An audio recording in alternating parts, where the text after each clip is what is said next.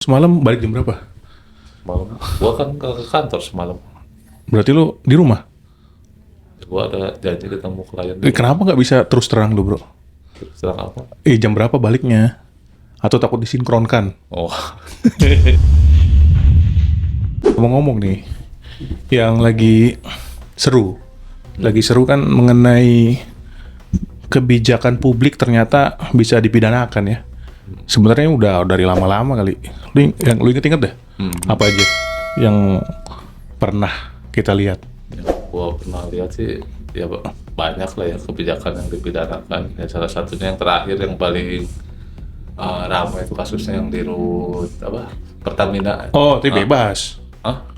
Oh, ini Karen. Karen. Itu kan berapa kali kan? Iya itu Berapa kan kali? akhirnya divonis bersalah kan pidana juga. Yang kedua. Yang kedua gua sih nggak tahu yang pertama. Yang pertama tuh yang Yang kapan? ada di Australia apa gitu kan. Yang kedua padahal tuh ada katanya ada legal opinionnya itu terkait yang apa yang mau diambil.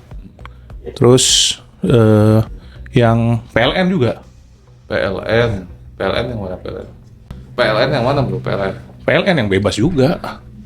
Yang Dahlan Yang- Iskan. Bukan. Dahlan emang kena. Enggak ada waktu itu satu yang orang yang terakhir sebelum yang orangnya gede-gede tuh badannya. Rambutnya putih kalau gua nggak salah. Itu juga kayaknya kebijakan juga.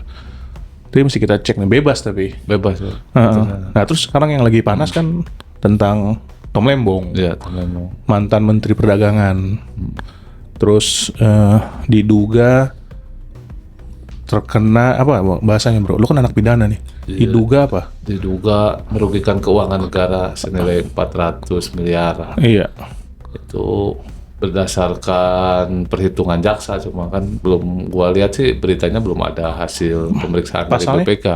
Pasalnya pasal 2 kalau nggak salah. Setiap orang yang secara melawan hukum melakukan perbuatan memperkaya diri sendiri atau orang lain atau suatu korporasi yang dapat merugikan keuangan negara atau perekonomian negara dipidana penjara dengan penjara seumur hidup atau pidana penjara paling singkat 4 tahun dan paling lama 20 tahun dan denda paling sedikit 200 juta rupiah dan paling banyak 1 miliar rupiah. Itu pasal 2 ya. Pasal 2 ayat 1. Pasal 3 bedanya apa? Pasal 3 ayat 2-nya ada nih. Dalam hal tindak pidana korupsi sebagaimana dimaksud dalam ayat 1 dilakukan dalam keadaan tertentu, pidana mati dapat dijatuhkan. Kayaknya belum ada yang kena nih pasal 2 ayat 2. Ya pidana mati, makan harusnya yang masalah bansos itu hal tertentu.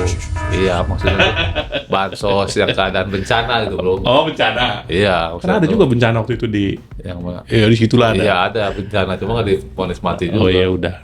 Pasal 3. Setiap orang dengan tujuan menguntungkan diri sendiri atau orang lain atau suatu korporasi menyalahgunakan kewenangan, kesempatan atau sarana yang ada padanya karena jabatan atau kedudukan yang dapat merugikan keuangan negara atau perekonomian negara dipidana dengan pidana penjara seumur hidup. Selanjutnya dapat dianggap dibacakan. Ya. Tapi ini udah ada ininya bro, putusan MK-nya ternyata. Apa tuh Putusan MK nomor 25 PUU 14 2016. Delik korupsi dari delik formil menjadi delik material. Frasa dapat merugikan keuangan negara atau perekonomian negara dalam pasal 2 ayat 1 dan pasal 3 yang kita baca tadi barusan. Itu menjadi ditafsirkan harus dibuktikan dengan kerugian keuangan negara yang nyata. Ya. Gimana tuh? Ya kalau menurut gua sih ini kan pasal undang-undang apa? Putusan MK ini tahun 2017. Nah, 16. Nah, ini menurut gua ini sejalan dengan undang-undang BPK, Bro. Kalau putusan MK menyatakan tindak pidana korupsi itu delik material, yaitu gua rasa itu lebih tepat gitu dibanding sebelumnya kalau dinyatakan hanya sebagai delik formil, karena kan kalau bicara pidana memang pembuktiannya kan yang dicari adalah kebenaran material. Jadi kebenaran material itu ya deliknya pun harus delik material. Kalau kita mencari kebenaran material tapi pembuktiannya formil, ya itu kan nggak cocok, nggak sinkron dengan agenda pembuktian di dalam persidangan. Nah jadi maksudnya kenapa putusan MK menyatakan demikian, karena itu sejalan dengan undang-undang BPK RI, yang mana BPK RI di situ merupakan lembaga yang mempunyai kewenangan untuk memeriksa keuangan negara, dan keuangan negara itu seperti apa itu ada juga diatur dalam undang-undang keuangan negara bro. Jadi tidak sembarang instansi menyatakan oh ini rugi sekian, ini rugi sekian. Itu yang berwenang ialah BPK. Nah, pertanyaan gua, apakah sudah ada laporan hasil pemeriksaan BPK RI terkait dengan kerugian negara senilai 400 miliar di Kementerian Perdagangan pada saat era 2015 sampai 2016? Nah, pertanyaannya ada nggak itu? Kalau itu kejauhan dong. Nah, itu kan ininya kejadiannya di 2015 iya, tapi 2016. Gua uji dulu lo. Gini, penetapan tersangka itu kan dua alat bukti yang sah, Ya. dua alat bukti yang cukup, ya kan? Emang alat buktinya mesti harus ada kerugian negara dulu. Ini kita ngomong penetapan tersangka dulu, bos. Jangan ngomong nanti ini udah jadi terpidana, bukan dong. Ya. Pertanyaannya, gue udah pernah nih pra peradilan, bro, perkara korupsi di Pulau Sumatera lah. Waktu itu seingat gue itu belum ada pembuktian kerugian negaranya. Ya. Diputus juga, bos, karena diputus Belum ada alat bukti. kalah pra peradilan. Mungkin karena gue waktu itu kurang canggih, waktu masih muda kan, kurang canggih, atau karena masalah lain. Itu dari lu belum ada kerugian negara. Iya betul, persis. Tapi posisinya udah ada putusan MK, belum ada kerugian negara, dan alasannya kita udah ada dua alat bukti yang cukup ini untuk menetapkan tersangka. Gimana nih? Coba. Nah, jadi ya benar seperti yang lu bilang tadi. Pertama, kalau kita bicara kerugian negara itu areanya sudah masuk di area pokok perkara. Tapi lu kalau bicara soal penetapan tersangka, ya dalil untuk menguji penetapan tersangka itu ya banyak, bukan hanya masalah kerugian negara. Yang penting kan minimal dua alat bukti. Nah, kalau kita uji dua alat buktinya itu apa? Alat bukti kan gampang, bro, untuk mencari alat bukti. Dua orang saksi tambah ahli udah dua alat bukti itu. Iya. Saksi dan ahli udah selesai. Itu masuk dua alat bukti. Di pidana kumulatif ya. Ya kumulatif. Maksud gua Ya kumulatif, nggak boleh alternatif.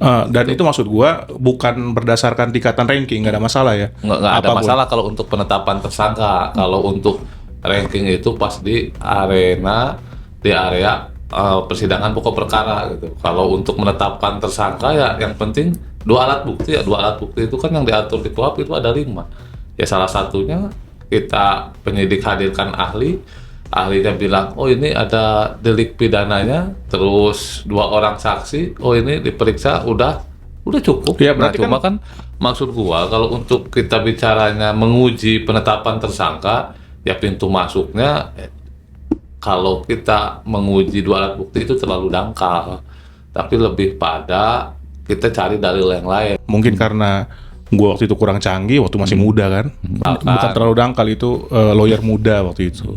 Oh, yang nggak sekarang juga kan masih banyak gitu yang menguji. Oh ini minimal 2 alat bukti gitu. Kalau 2 alat bukti terlalu gampang untuk dipatahkan dalilnya gitu. Yang penting memenuhi 2 alat bukti kan gitu selesai. Nah, tapi kalau kita uji dengan dalil lain, misalkan soal proses penetapan tersangka yang bersangkutan anggaplah belum pernah diperiksa sama sekali Iya. sebagai saksi gitu, Iya. tiba-tiba langsung dilakukan penetapan tersangka Iya. atau tidak pernah ada surat ketetapan tersangkanya, Iya. tiba-tiba sudah dilakukan penetapan tersangka tanpa ada surat perintah penyidikan atau tidak ada surat perintah penyelidikan gitu. Jadi Kalau lu masih fresh banget, baru ngerjain pra peradilan lu ya. kalau gua sering kan pra-peradilan. Lawyer Cuma sering disurangin juga, bro. spesialis pra peradilan. Ya kan yang penting udah checklistnya masuk, bro. Iya, jadi- Namanya formil, checklist Iya. masuk ya barangnya masuk dong. Jadi dalil pra-peradilan ini emang banyak, cuma yang jadi persoalan hakim pra-peradilan ini selalu melihat sudut pandang penetapan tersangka ini hanya sebatas administratif formil, bro. Legal formil aja. Jadi Tapi boleh kan? ya boleh, tapi kalau menurut gua sih itu terlalu rendah untuk pekerjaan sebagai seorang hakim. Kuno ya, kuno. Ya maksudnya kita cuma verifikasi, oh ini ada nggak ketetapan tersangkanya ada, oh ini ada nggak surat perintah penahanannya ada. Ini ada nggak surat perintah penangkapan? Kalau cuma sebagai verifikator ya ngapain? Nggak perlu hakim. Pakai aplikasi aja kalau gitu, ya, bro. Checklist. Oh, Iya, ini ada aplikasi. adanya. Nah, sekarang pertanyaan gua kan, tanggal-tanggal di dalam surat-surat itu kan bisa di backdate, bro. Gitu. Kalau itu kan itu persoalan lain lah. Iya, cuma gua mau Iya, kupas gitu. iya. Dalemannya pra peradilan itu seperti apa? Jadi Pasti. jangan Namanya juga oknum terlalu kadang-kadang, kita bangga dengan ini pra peradilan nih. Challenge-nya gini karena pra peradilan ini ibaratnya ruang pembuktiannya terlalu dangkal, terlalu sempit kalau Iya. untuk hukum acara di Indonesia saat ini ya. Ya begitupun misalnya pun putus pra peradilan, dilepas status tersangkanya, ya bisa ditetapkan Iya, tersangka bisa lagi ditetapkan tersangka. dengan mekanisme yang lebih Yang bagus ganti, lah, diperbaiki lah, yang diperbaiki sprindik kesalahan-kesalahan. baru misalkan. Iya. Nah, jadi kembali lagi ke persoalan Ya, tadi yang kebijakan. saya sampaikan masalah kebijakan. Ya memang kalau gua melihatnya bicara tindak pidana korupsi yang berkaitan dengan kebijakan, kalau gua bilang sih ranahnya ranah abu-abu, bro. Kenapa gua bilang abu-abu? Ya karena kebijakan ini kan jelas di dalam pasal 2 atau pasal 3. Kalau kita baca secara detail itu bunyi pasal kan nggak ada di situ bicara kebijakan kan. Tapi dalam dalam penafsiran kita sudah bisa tahu wah, ini arahnya adalah kebijakan. Kenapa kita bisa menyimpulkan demikian? Karena di situ kan jelas nih barang siapa yang merugikan keuangan negara karena perbuatan dengan sengaja ataupun kelalaiannya menyebabkan kerugian keuangan negara dipidana kan ancaman pidana yang tadi ente sampaikan yaitu itu memang ranah kebijakannya jelas di situ murni kalau itu pasal kebijakan. Ini tadi di quote secara tidak makna. ada suap menyuap. Tadi kan.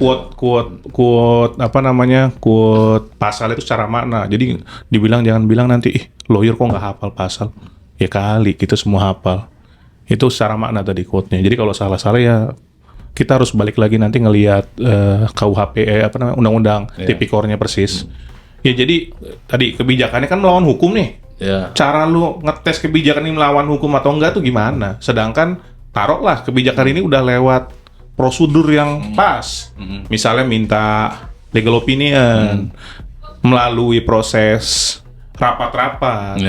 Ya mungkin tetap dong dalam administrasi itu ada 1-2 yang suka selip-selip lah. Ya tapi kan secara garis besar semua itu dilalui atau ada rapat minta supervisi dari atasan, dari atasannya menteri gitu atau lain-lain atau BUMN juga dari atasannya sebagai menteri BUMN gitu-gitu kan.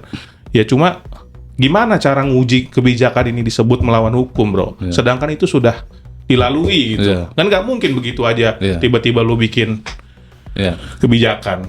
Nah itulah yang bikin persoalan tindak pidana korupsi soal kebijakan ini yang tadi gue bilang abu-abu karena ya itu pertama challenge-nya adalah menguji kebijakan perbuatan melawan hukum itu seperti apa. Yang kedua menguji keuangan negara itu keuangannya kerugiannya ada di mana maksud gue itu. Nah pertama yang tadi lu bilang kita uji nih kebijakan yang melawan hukum ini seperti apa. Nah itu kan harus jelas juga. Siapa yang berwenang menyatakan ini kebijakan yang melawan hukum kalau prosedur dan mekanismenya semua udah ditempuh gitu kan. Betul. Itu jadi dalil abu-abu gitu. Jadi kalau kerugian negara jelas tadi kan BPK atau akuntan publik. Jelas BPK harus BPK, bro. Bukan akuntan publik boleh? Enggak, ada BPK kan di situ ada undang-undangnya, ada keuangan negara emang diatur di situ. Kadang-kadang kerugian-kerugian itu suka Nah, kalau akuntan publik mah lebih kepada appraisal gitu. Iya, tapi kalau untuk kerugian negara itu kan BPK-nya ada tingkatan-tingkatan, bro. Soal kerugian negara itu tidak serta-merta semua yang menyebabkan kerugian negara itu bisa dipidana. Tapi gini, masalah itu ada ganti rugi juga, ada sanksi administratif. Kerugian-kerugian itu kadang-kadang juga kan bisa di-challenge sama akuntan publik, ya nggak sih? Kadang akuntan publik yang kadang-kadang kita bukan yang bagus-bagus gitu ya, yang standar ke bawah, yang kita tahu lah gitu kan. Ya itu suka menguji kerugian negara, ada kayaknya. Ya ada, cuma yang dijadikan acuan dalam menentukan kerugian keuangan negara yang dipakai oleh jaksa itu ya harus BPK karena di situ lembaga negara yang berwenang gitu. Itu yang jadi patokannya kerugian negara. Tapi kan dalam prakteknya kadang-kadang kan jaksa ataupun penyidik dia sudah menyampaikan kerugian keuangan negara berdasarkan perhitungan dia sebagai penyidik gitu. Nah sekarang pertanyaannya, apakah penyidik berwenang melakukan penghitungan keuangan negara. Itu kan bukan kewenangannya penyidik. Harusnya dari BPK dulu disampaikan. Misalkan nih kalau prosedur hukum, ini kan bisa diselesaikan secara hukum administratif. Misalkan nih BPK melakukan audit, nah nanti hasil audit itu akan dituangkan dalam suatu laporan hasil pemeriksaan LHP. Nah LHP itu BPK sampaikanlah kepada presiden, atasannya menteri kan, ini ada kerugian negara akibat perbuatan kebijakan yang dilakukan oleh Menteri A, Menteri B. Nah nanti dari situ kalau kerugian negaranya sudah ketemukan, kan menteri yang bersangkutan bisa disanksi secara administratif dan kerugian negaranya pun bisa dikembalikan atas rekomendasi dari BPK. Jadi nanti BPK mengeluarkan rekomendasi kerugian negara ini bisa dikembalikan ke kas negara. Nah setelah itu dikembalikan, ditindaklanjuti rekomendasi dari BPK, udah selesai. Itu sebenarnya persoalan kebijakan yang menyebabkan kerugian negara ini nggak serta-merta harus dibawa ke ranah pidana, bro. Oh, berarti key point-nya sekarang tadi perbuatan melawan hukum, kebijakan yang melawan hukum itu yaitu parameternya kurang banyak lah, ya. Ya kurang pas parameternya. Bahkan lu bilang nggak ada parameternya. Nggak ada parameter. Oke, tapi kerugian negara yang harus ada di situ BPK. Tapi misalnya berjalan lah kasus kebijakan ini yang dapat dipidana ini dalam pokok perkara gitu. Belum hadir tuh.